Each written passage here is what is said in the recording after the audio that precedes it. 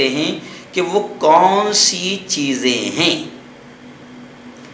جن سے روزہ مکروہ ہو جاتا ہے. ٹوٹتا نہیں ہے لیکن مکروہ ہو جاتا ہے، یعنی ثواب میں کہیں نہ کہیں کمی آ جاتی ہے.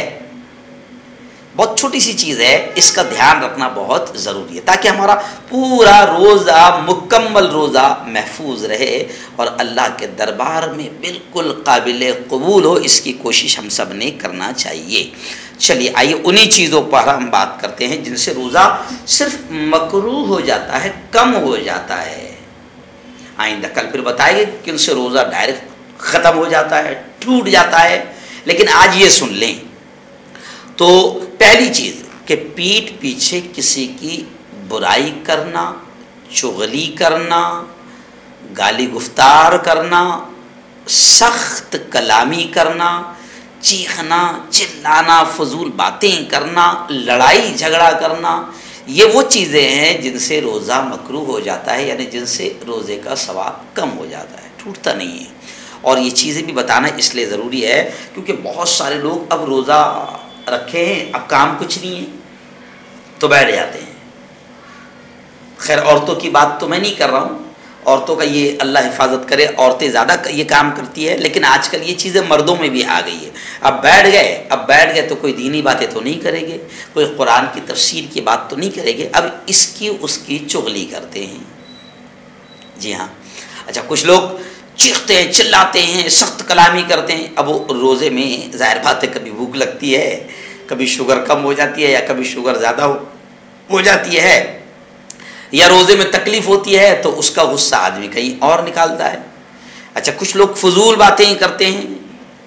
تو یہ تمام چیزیں جو ہے روزے کے ثواب کو کم کر دیتی ہے. اس لیے روزے میں سخت کلامی کرنا، چیخنا، چلانا، فضول باتیں کرنا، لڑائی جھگڑا کرنا، اس سے پرہیز کریں. ایسے ہی بھوک پیاس کی وجہ سے گھبراہٹ اور بے چینی ظاہر کرنا، اس سے بھی روزہ مکروہ ہو جاتا ہے. جیسا کبھی کبھی کیا ہوتا ہے، مجھے بھوک لگی، پیاس لگی، لیکن میں پورے گھر کو پریشان کر رہا ہوں، بھوک لگ رہی ہے، یا بے چینی ہو رہی ہے، ایسا لگ رہا ہے دم نکل جائے گا، گھبراہٹ ہو رہی ہے. تو یہ ظاہر نہیں کرنا. جب آپ نے روزہ رکھا ہے اللہ کے لیے، آپ نے جب روزہ رکھا ہے تو تھوڑی جو تکلیف محسوس ہوگی اسی پر تو ثواب ہے. جی ہاں. تو بے چینی وغیرہ، گھبراہٹ وغیرہ ظاہر نہیں کرنا. ایسے ہی کسی چیز کا منہ میں ڈالے رکھنا یا چبانا، خواہ وہ کھانے کی چیز ہو یا نہ ہو. اب مثال کے طور پر جیسے لوگ چنگم رکھ لیتے ہیں، چنگم کھاتے نہیں ہیں مگر چباتے رہتے ہیں. تو اب وہ کھانے کی چیز ہو یا پلاسٹک ہے، رکھ لیے اور چبا رہے ہیں، نہیں. روزے میں ایسا کرنا بھی روزے کو مکروہ کر دے گا. ایسی کوئی کھانے کی چیز چکھنا، کھانا نہیں، چکھنا، اس سے بھی روزہ مکروہ ہو جاتا ہے. لیکن عورت کے لیے اجازت ہے کہ اگر کسی عورت کا شوہر یا کوئی ورکر ہے، کسی کے گھر میں کھانا بناتا ہے، اس کا مالک اگر چڑچڑا ہے، بدمزاج ہے، تو پھر ایسے شخص کو زبان کی نوک سے نمک وغیرہ تیز ہوا یا نمک زیادہ تو نہیں ہو گیا، ایسا چکھ لینے کی اجازت ہے تاکہ تو میں نہ ہو اور گھر میں پھر جھگڑے نہ ہوں. ایسی روزے کی حالت میں کلی کرنے اور ناک میں پانی ڈالنے میں اتنا زیادہ مبالغہ کرنا کہ وہ حلق تک پانی چلا جائے. جی ہاں. یا ناک کے ذریعے حلق میں پانی آ جائے، ایسا کرنا بھی مکروہ ہے. یعنی روزے کی حالت میں آپ وضو بھی کر رہے ہیں تو زیادہ ناک میں پانی نہ ڈالیں، زیادہ حلق میں پانی ڈال کر غرارہ نہ کریں، کیونکہ اندیشہ ہے کہ پانی ناک کے ذریعے سے چلا جائے گا یا پھر حلق کے ذریعے سے چلا جائے گا. تو ایسا روزے کی حالت میں زیادہ ناک میں پانی ڈالنا اور حلق میں پانی ڈالنا یہ مکروہ ہے. اس سے روزہ کم ہو جائے گا، روزے کا ثواب کم ہو جائے گا. اچھا نہانے کی ضرورت ہو، مان لو غسل فرض ہے، جی ہاں، تو اب صبح صادق تک نہ نہانا یہ مکروہ ہے. یعنی نہانے کی ضرورت ہے تو فوراً نہا لینا. صبح ہونے اور دن نکلنے کے بعد نہانا یہ بہت زیادہ برا عمل ہے. روزہ ٹوٹے گا نہیں مگر روزے کا ثواب اس سے کم ہوتا ہے، ایسا کرنا مکروہ ہے.